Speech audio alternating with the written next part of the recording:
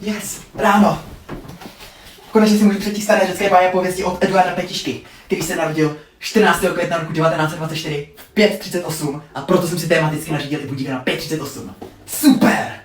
Takže trávicí ústrojí brontosaura. Začíná teda krkem, který měřil 15,8 metrů. 15,9 metrů! Tohle je! Já je čtvrtý. Cože? On 3krát denně chodil na záchod, jo, srát. Jo, protože je to 5894 kalorií, no. To se nedí. No? Ven? Nejdu. Šel bych, ale učím se. No a cože jsou prázdniny? To jako nemusím učit přes prázdniny. A víš co, ty bys měl taky začít učit. No, nazdar.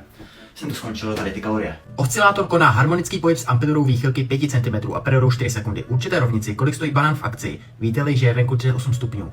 Jo, tak to je ten objem toho banánu minus kolik je zrovna otevřených pokladen děleno rozpětí křídel vosy, která mě každý den otravuje. Easy. Mám bych zapomněl nastavit si budíka na 1:08. To mám to zpívání s kománem písničky Kvůli mi nespíte a celý den se drbete. A 3:28 to mě ten duch v druhé místnosti vyzkouší z kvadratických rovnic.